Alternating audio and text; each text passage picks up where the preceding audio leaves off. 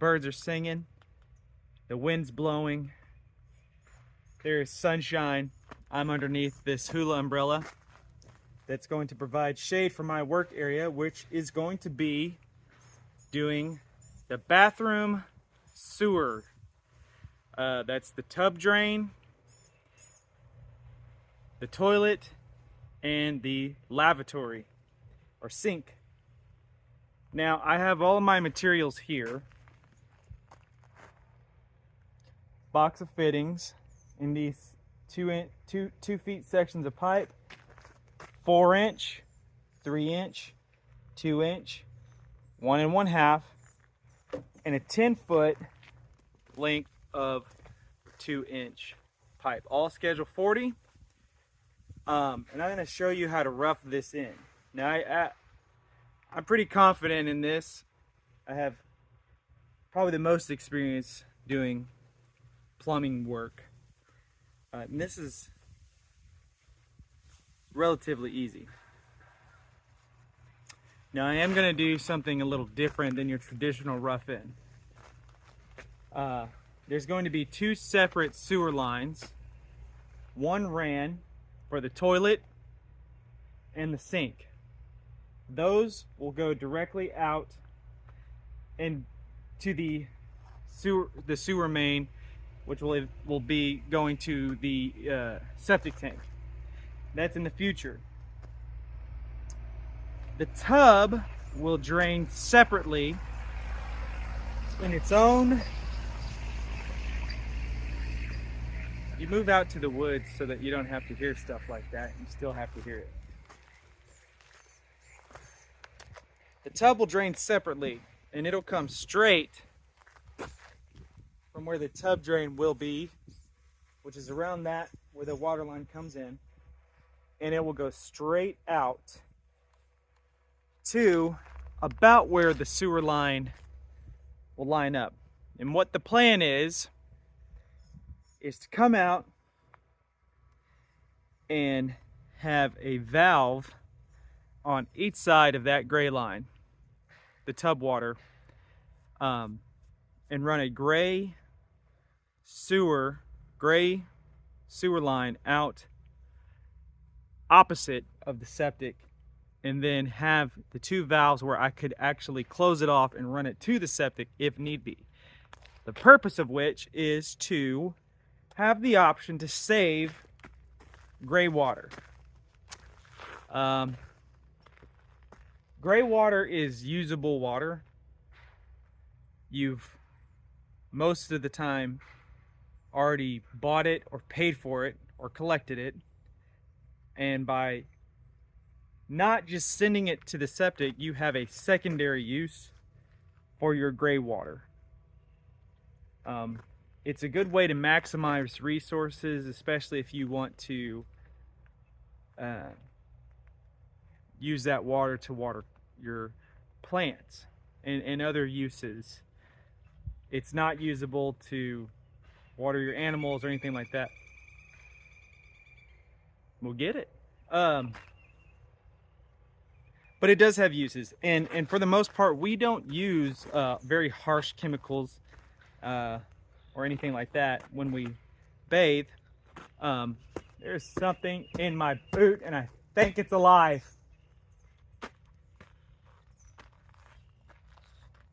So I want that option. Also, when we first got here, there was a drought.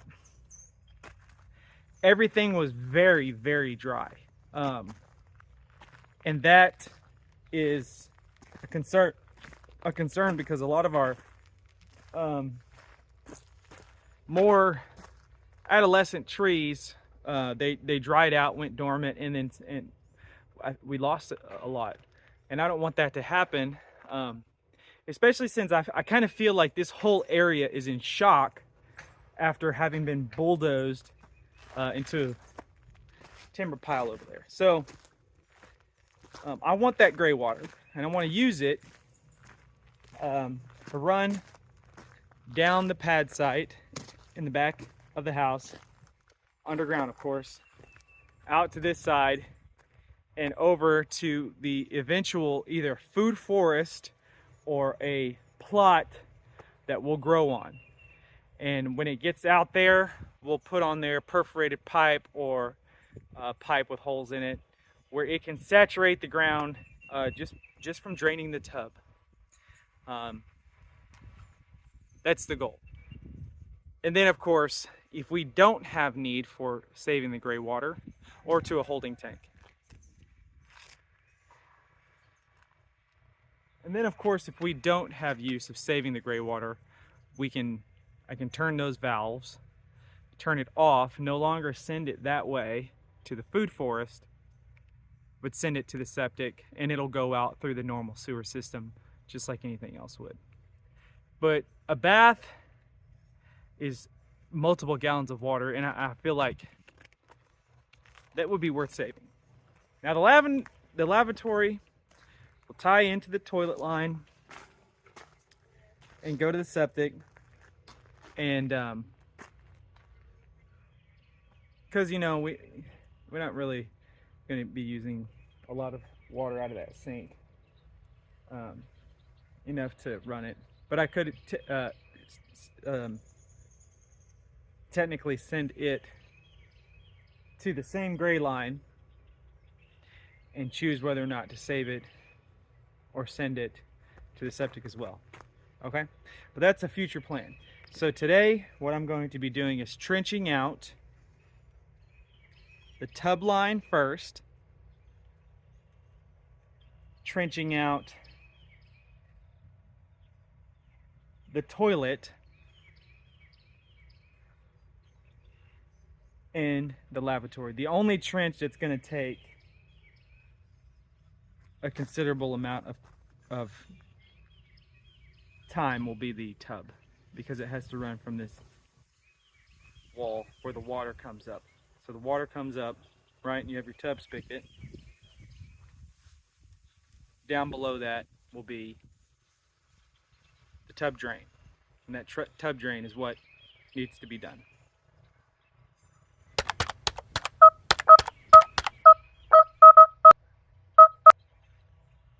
And that's it. Time lapse.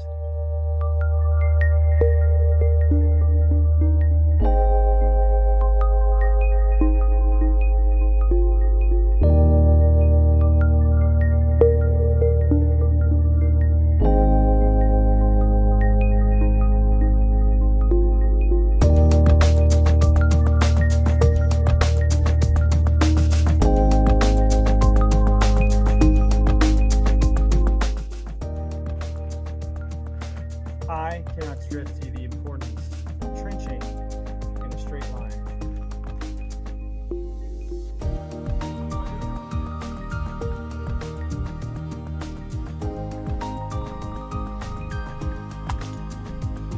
Dummy proof.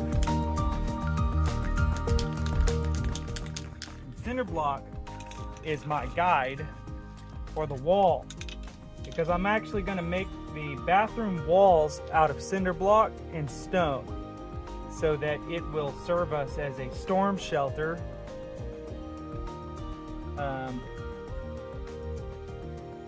panic room, but mainly storm shelter.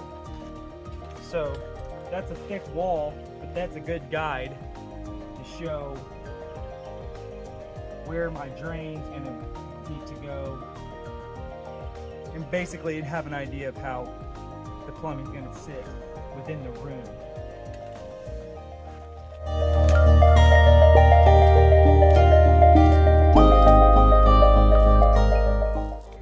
And there we go. We now have a line to follow. Straight. So there'll be no bend in the pipes.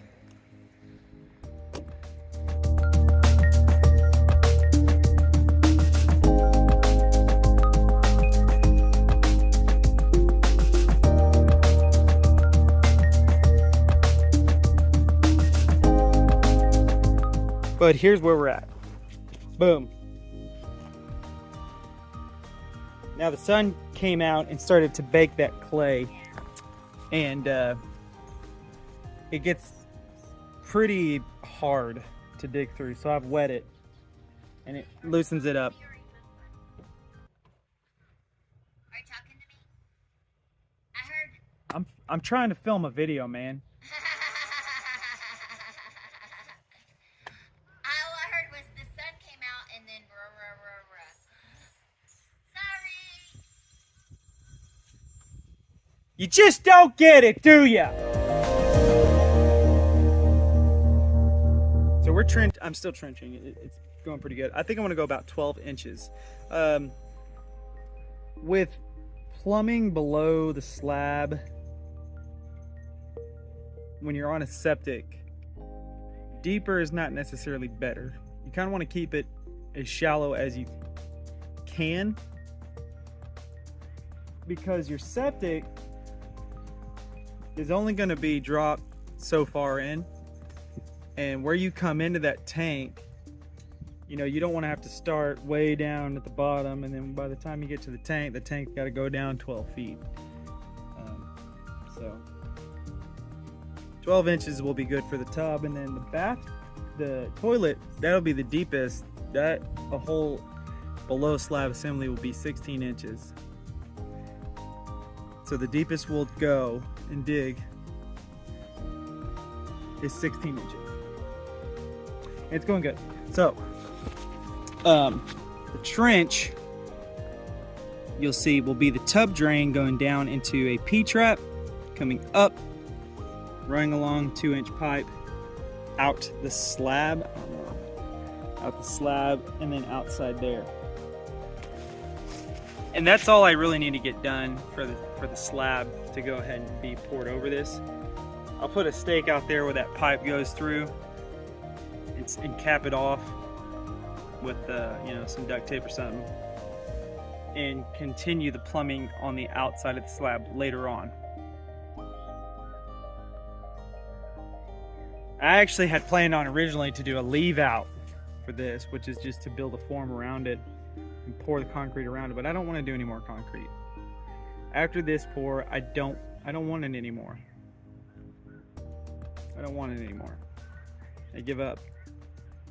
And then after that, we can put this pipe in the ground, or, you know, have it laid out at least, and start the dig for the toilet, which will not even be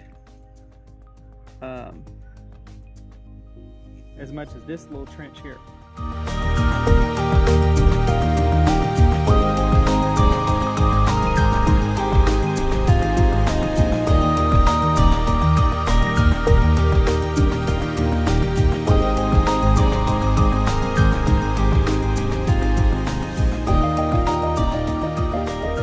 All right, trench is trenched.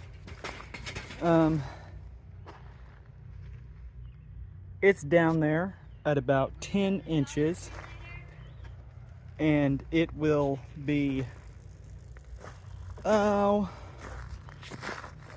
including the 4 inches of slab, about 14 inches underneath, and 10 inches over there going outside, where it'll tie into the main sewer. Now,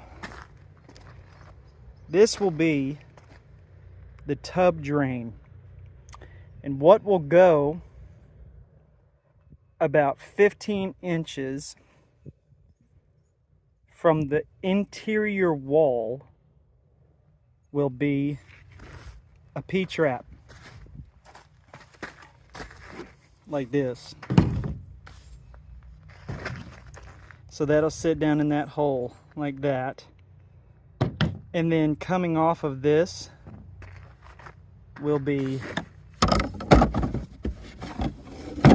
1.5 inch riser.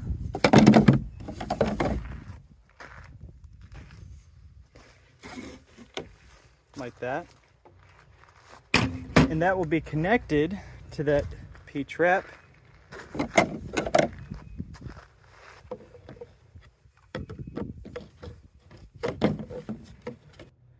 Dang. So in true Homestead fashion, I have forgotten something. When I was explaining what pipe goes in the hole, I got confused. A 1.5 inch riser goes up. That will be the tub drain. Underground, it goes into a P-trap, which will be 2-inch. But to go to that P-trap, you need a 2-inch to 1 1/2 inch bush reducer, which I have failed to purchase. So now we are on our way to the store to procure that item. And I'm trying to think about all the other stuff I have forgotten. And you just can't do that. We're back. So, the piece that I was missing, this. 2-inch on one side, 1 1/2 on the other. This will be for the tub riser.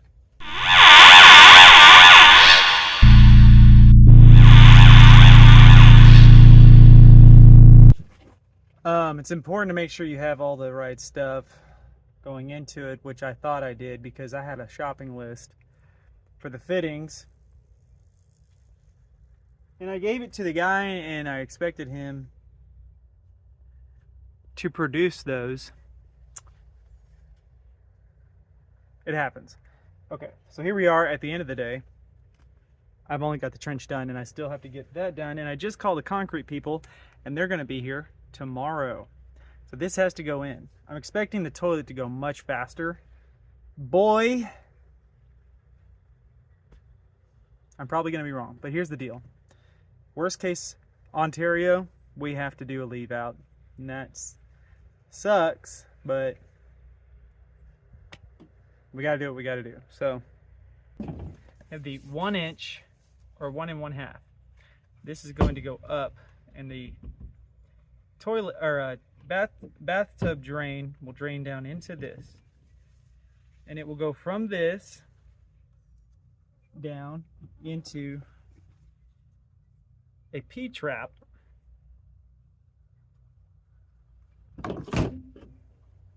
with this, okay, the reducer that sticks in there, okay, and then the riser goes on top, and that will go like this in the ground, and then the 2-inch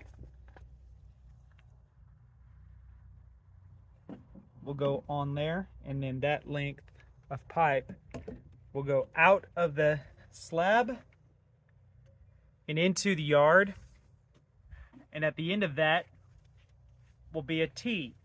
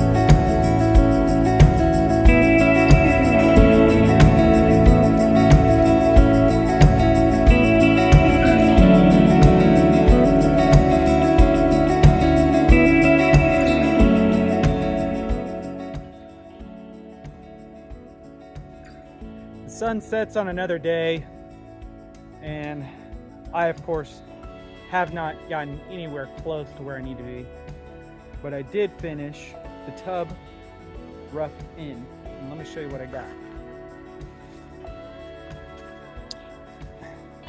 This phone doesn't allow me to change the camera when I want. Alright, so we got the toilet riser coming up down to a P-trap, up down to the brushing. 1 1/2 down to 2. P-trap. Goes along the drain. I don't know if you can see what I just was doing. 1 1/2 down to the P-trap. Along the drain pipe out to the eventual vent, which will be in the wall and go up to the roof. Okay, it goes under the footing to right there. Okay, we are working into the night because things take longer. Things take longer in homesteading life. I got excited and called the concrete and was like, "Bring it!" So tomorrow they're going to be here. We're gonna pour on this part. So let me show you what we got going on. This part is done, all underground, tampered in, ready to go, ready to be poured on top of.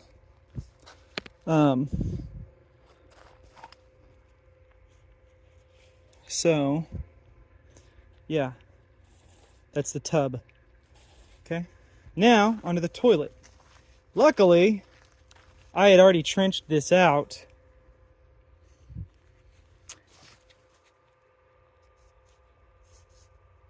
by use of ditch witch. Okay, so real quick before I put it in,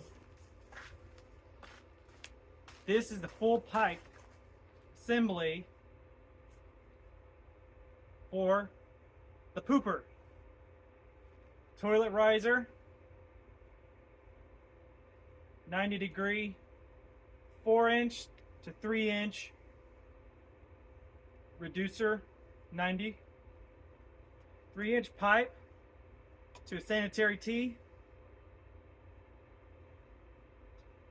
which goes down to another 3-inch section, to another 90, and out to the sewer line. On here will go the vent. Bushing to a 2-inch vent